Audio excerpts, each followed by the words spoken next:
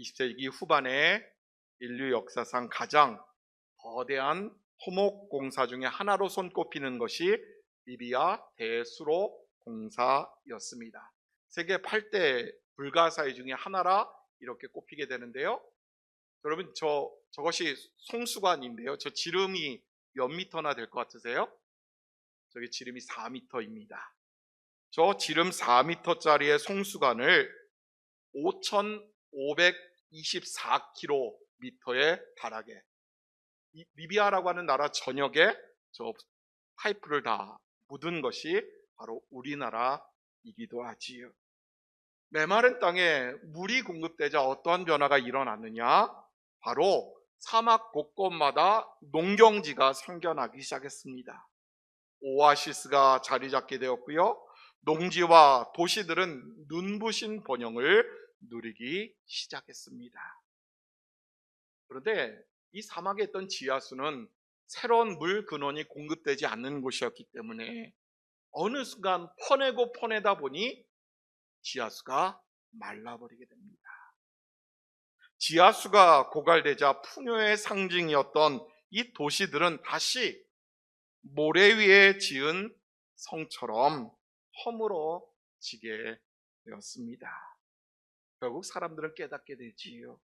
생명의 원천이 끊어지는 순간 모든 번영, 모든 화려한 이 모든 것들이 메마를 수밖에 없다라는 사실을 깨닫게 되었습니다. 그런데 여러분, 오늘 우리의 삶도 어쩌면 이 인공적으로 만든 오아시스와 다르지 않습니다.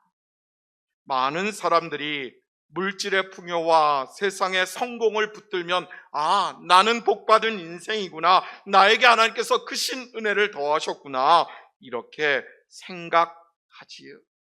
그러나 그 원천이 마르는 순간 하나님과 연결되었던 이 영적인 파이프가 끊어지는 순간 아무리 좋은 조건을 갖춘다 하더라도 그 삶은 결국 무너질 수밖에 없습니다. 왜 그렇습니까? 인간의 노력으로 일궈낸 복은 분명 한계가 있기에 그러합니다. 그렇습니다. 참된 복은 인간이 만들어내는 것이 아니라는 것이지요. 바로 위로부터 임하는 하나님의 주권적인 은혜, 하나님의 강복이야말로 바로 그것으로부터 우리의 삶의 진정한 은혜는 시작된다라고 말할 수 있을 것입니다. 오늘 본문 신명기 28장은 이스라엘 백성들이 가나안으로 들어가기 직전에 모세가 눈물로 선포한 축복의 대헌장이라고 하는 별명을 가지고 있습니다. 이제 자신은 그곳에 들어가지 못할 것을 알았기에 그곳으로 들어가려고 하는 백성들을 마음껏 축복하고 싶은 지도자 모세의 마음이 이 안에 담겨 있는 것이지요. 그러면서도 한편으로는 염려가 앞섰을 것입니다. 40년 동안 메마른 광야를 지나온 백성들이었기에 이제 눈앞에 펼쳐질 이 가나안의 부요함이, 가나안의 풍성함이 저들의 마음을 빼앗을까? 혹 이것으로 인하여 영적인 위기를 맞는 것은 아닐까? 두려움 가운데 모세는 이 말씀을 선포하고 있습니다. 분명 백성들의 눈에는 이 가나안 땅은 너무나도 매혹적인 땅이었을 겁니다. 땀 흘린 만큼 경작물들을 읽을 수 있을 것이고, 또한 그곳에 정착해서 안정된 삶을 누릴 수 있을 것처럼 보였기 때문에 그러하지요. 게다가 오랜 기간 이 광야의 결핍에 지쳐있던 백성들의 이 마음 한켠에 이 가나안의 풍요는 진정 거부하기 어려운 유혹이었을 겁니다. 매일 내리는 만나보다는 내가 손으로 지은 곡식이 더 값지게 다가왔을 것이고, 또한 조건 없이 받는 은혜보다는 내가 하루하루를 읽어가는 그 삶의 모습들이 더 크고 아름답게 느껴졌을 것입니다. 이러한 것을 알았기에 하나님의 사람 모세의 마음은 타들어가고 있었습니다. 혹 백성들이 가나안의 외형적인 풍요에 도취된 나머지 광야에서 지금까지 우리들을 먹이고 입히셨으며 인도하셨던 이 하나님을 잊어버릴까 염려하고 있었던 것이지. 게다가 하나님과의 관계가 끊어짐으로 인하여 저들의 마음이 메말라지고 무너질까 이 모세는 염려하고 있었습니다. 그래서 하나님은 모세를 통해서 다시 한번 너희가 가나안 땅에 들어가기 직전에 이 복의 개념을 일깨워 주시고자 오늘의 말씀을 선포하셨던 겁니다. 그 전제 조건을 오늘 성경은 이렇게 우리에게 이야기하고 있는데요. 본문 1절 앞부분 말씀 우리 함께 읽습니다. 내가 내 하나님 여호와의 말씀을 삼가 듣고 내가 오늘 내게 명령하는 그의 모든 명령을 지켜 행하면 아멘. 말씀을 삼가 들으라. 그리고 내가 명령하는 그 명령을 지켜 행하라.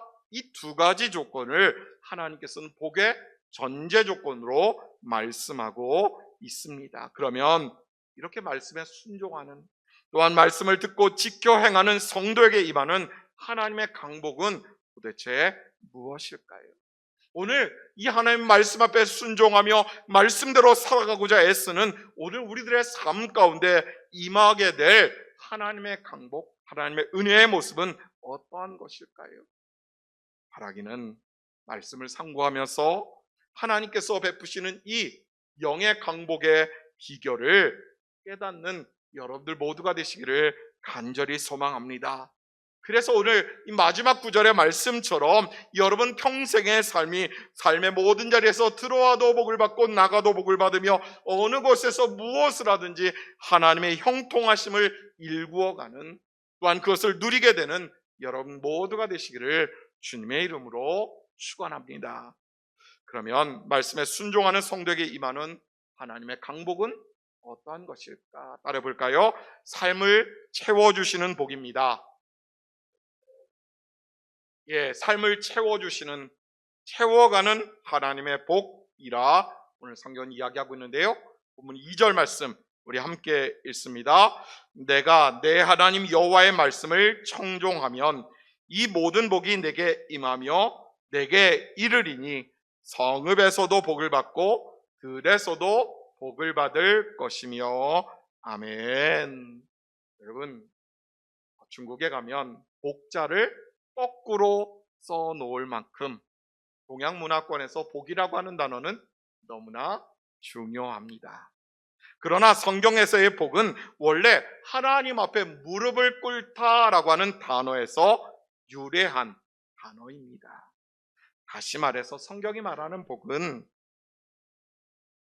단순히 많은 것을 소유하고 풍족한 것을 누리는 데 있는 것이 아니라 하나님과 예배하며 그분과 바른 관계 맺어가는 것, 바로 예수 그리스도의 보혈로 인하여 우리가 거룩해진 상태, 이것을 복의 상태라 말씀하고 있는 것이지. 따라서 하나님과의 관계가 바로 설 때 비로소 내 삶의 모든 영역 가운데 위로부터 보신 하나님의 은혜가 더 풍성히 임하게 된다, 성경은 이야기하고 있습니다. 여러분, 당시 이스라엘 백성들에게 있어서 성읍이라는 단어를 우리는 자주 보게 됩니다. 이것은 가족들과 함께 살아가는 가정의 공간, 삶의 공간이었습니다. 또 들이라고 하는 표현도 종종 등장하지요. 이것은 오늘 내가 땀을 흘려 애써 수고하며 생계를 이어가는 노동의 현장, 노동의 공간이라 이야기합니다. 하나님께서는요, 하나님을 예배하는 성전 안에서, 예루살렘 안에서만 복을 주시겠노라 말씀하지 않으신다라는 것이요, 가정과 일터 모두에서 결국 이것은 오늘 내 발걸음 닿는 모든 삶의 자리자리마다 하나님 내려오시는 은혜, 하나님께서 부으시는 능력을 경험하게 해주시겠노라 약속하고 있는 것입니다. 이처럼 하나님의 강복은 특별한 장소에 머무는 은혜가 아니라 오늘 내 삶의 전부를 뒤덮는 또한 그 삶을 채워주시는 은혜라 말씀드릴 수 있습니다. 종교개혁가 마르틴 루터는 이 복에 대해서 이렇게 설명하는데요. 하나님은 소를 짜는 하녀의 손길을 통해서도 밭을 일궈가는 농부의 수고를 통해서도 세상을 먹이신다.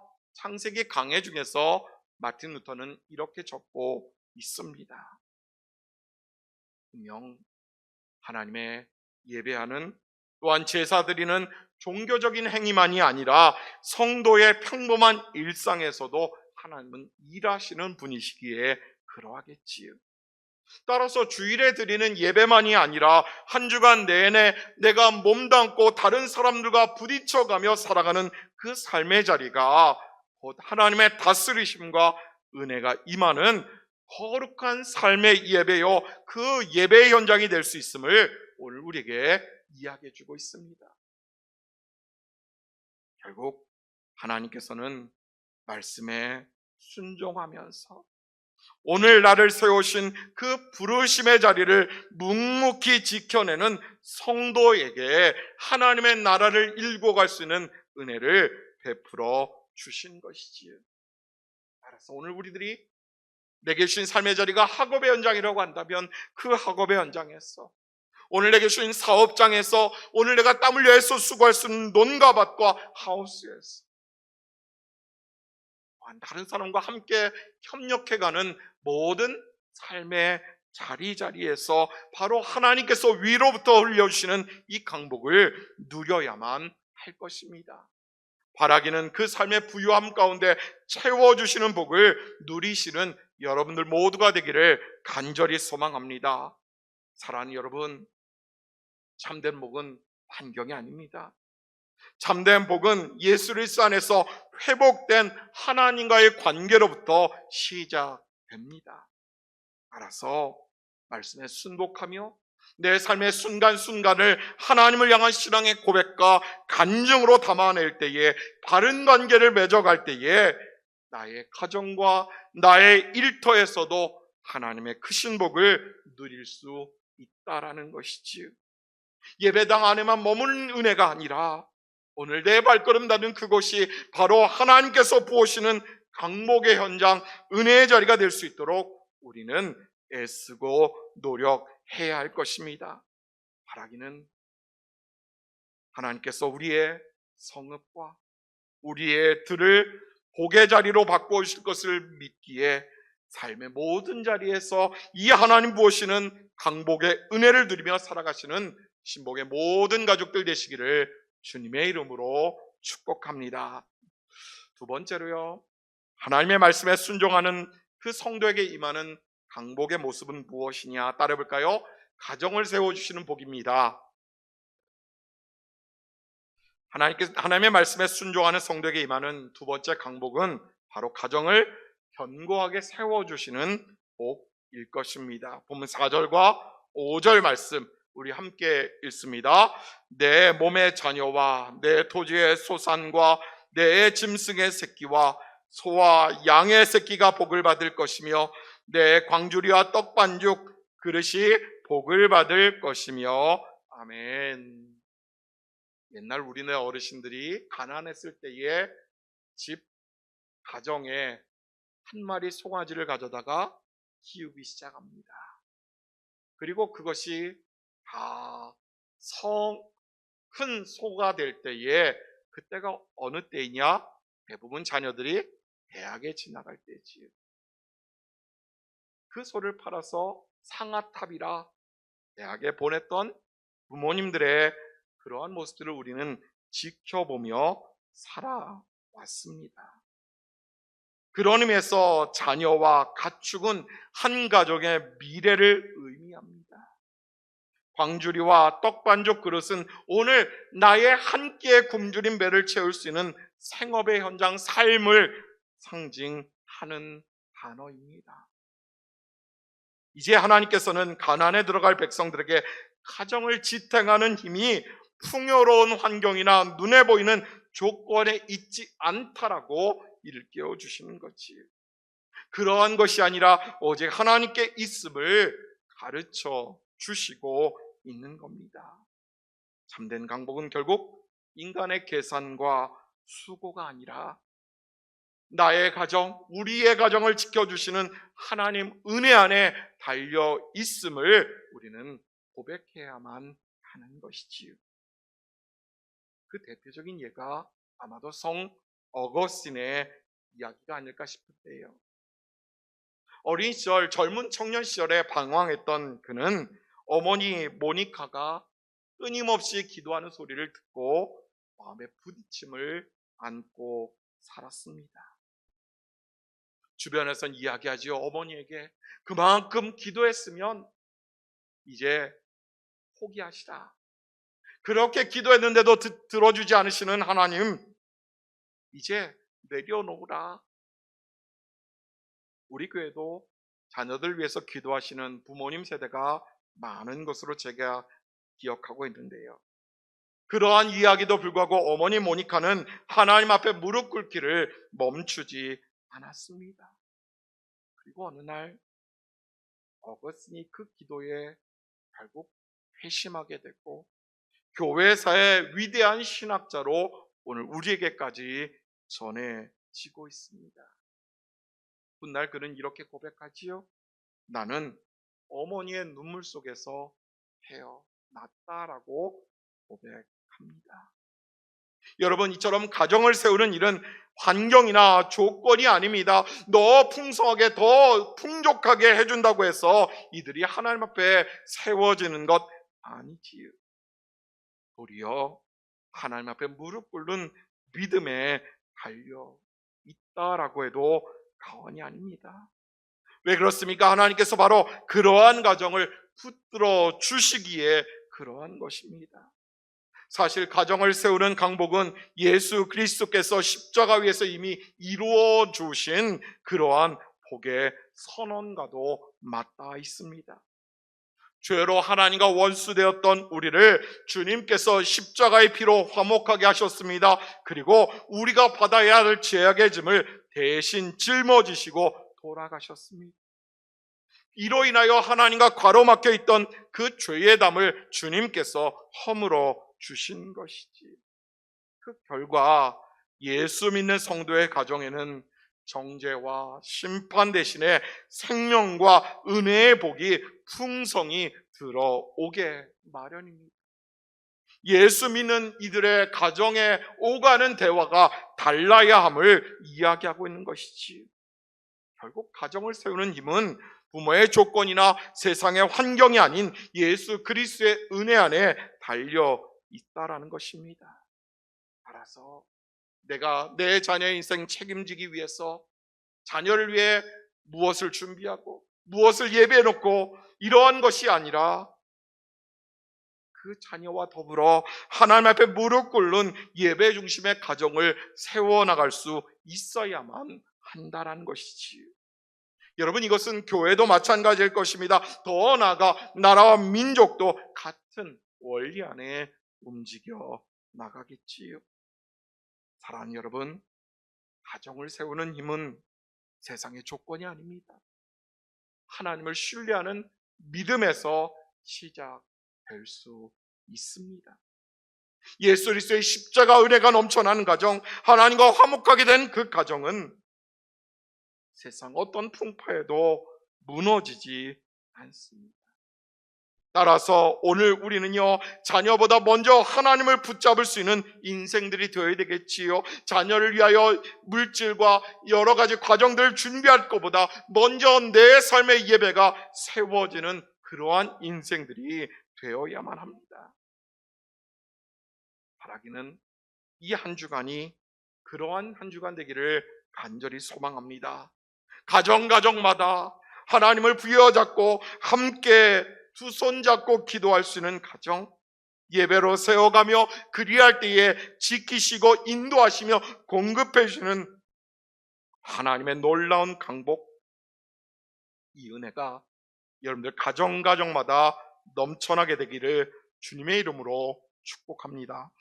이제 세 번째로요, 하나님의 말씀으로 순종하는 가정에게 임하는 강복의 모습은 무엇이냐?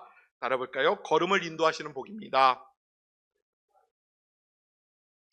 걸음을 인도하시는 복, 하나님 말씀에 순종하는 성도에게 임하는 세 번째 강복은 바로 우리 인생을 걸음을 인도하시는 복일 것입니다. 본문 6절 말씀 우리 함께 읽지요. 내가 들어와도 복을 받고, 아멘.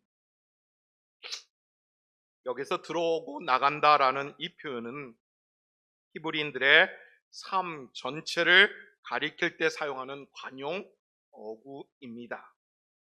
삶의 시작과 끝이 이 단어 안에 담겨 있고요, 세상의 성공과 실패가 이 단어 안에 담겨 있습니다. 결국 그 인생 전부를 의미할 때 쓰는 단어입니다. 결국 하나님께서는 말씀에 순종하는 백성의 걸음을 처음부터 끝까지 이 땅에 태어나는 그 순간부터, 아니 어머니의 모태로부터 우리가 주님 앞에 가는 그 순간까지, 아니 그 이후에 천국에서의 삶까지도 책임져 주시겠다라는 약속이 담겨져 있습니다. 그러므로 성도는 하나님께서 내 걸음을 인도하신다라는 사실을 믿으며 살아가야 하는 것이지요. 그러할 때에 어떠한 상황 속에서도 두려워하지 않는 그러한 믿음의 인생들이 될 수 있을 것입니다. 여러분, 인류의 기술 문명은 눈부시게 발전했지만 사람들은 여전히 내 한 치 앞을 알 수 없기에 불안해합니다. 앞길이 보이지 않기에 두려워하고 내 계획대로 되지 않기에 때로는 낙심하지요. 그러나 하나님의 백성은 분명 달라야 합니다. 우리에게 중요한 것은 내가 한 치 앞에 미래를 먼저 아는 것이 아니라 오늘 지금 이 순간 나와 하나님께서 함께 해주시고 계신다, 나 위하여 십자가셨던 그 주님께서 오늘도 내 삶을 이끌어 가신다라는 사실일 것입니다. 그리고 이 강복은 예수 그리스도 안에서 완성되었습니다. 따라서 예수를 믿는 성도는 결코 혼자 걷는 인생이 아닙니다. 선한 목자 되신 주님께서, 또한 그 목자께서 보내주신 성령께서 오늘 우리의 삶을 함께 이끌어 가시기에 그러할 것입니다. 바라기는 이 임마누엘의 은혜를 날마다 입술로 고백하시는 여러분들 모두가 되기를 간절히 축복합니다. 어느 권사님이요, 임종을 앞두고 자녀들에게 이런 고백을 남겼다고 합니다. 돌아보니 내 인생이 순탄했던 적은 별로 없었다. 가난도 있었고 눈물도 있었고 실패도 있었다. 그러나 한 번도 하나님께서 나를 버려두신 적은 없었다. 내가 걸어온 길을 보니 내가 하나님을 붙든 것이 아니라 하나님께서 내 손을 놓지 않으셨더라. 여러분, 어쩌면 이것이 하나님 약속하신 강복의 모습이 아닐런지 오늘 우리의 삶을 채워주시고 우리의 가정을, 우리의 삶의 터전을 세워주실 뿐만 아니라 우리의 인생 걸음을 인도하실 때에 비로소 우리는 참된 샬롬, 하나님의 하늘의 평강을 누리는 인생들이 될 수 있을 것입니다. 사랑하는 시몽의 가족 여러분, 리비아의 대수로도 생명의 원천이 마르는 순간 제 역할을 할 수 없었습니다. 오늘 우리가 애써 수고하여 쌓아올린 모든 것이 어느 순간 허물어질 수 있는 것들입니다. 그러나 하나님께서 주시는 강복은 어떠한 상황에도 절대 마르지 않습니다. 예수 그리스도 안에서 말씀으로 하나님과의 관계가 회복될 때에 우리의 삶은 채워질 겁니다. 우리의 가정은 세워지겠지요. 우리의 인생 걸음은 분명 인도하신 하나님의 손길 안에 머물게 될 것입니다. 알아서 이 한 주간의 삶 가운데 세상의 조건보다 하나님의 말씀을 부여잡고 살아가시는 여러분들 모두가 되기를 간절히 소망합니다. 하나님께서 오늘도 내 삶과 가정을 지키시고 내 걸음을 인도하실 것이라고 하는 이 믿음의 고백이 여러분들 평생의 삶 가운데 넘쳐나는 그러한 인생, 그러한 은혜로운 인생들 다 되시기를 주님의 이름으로 축복합니다.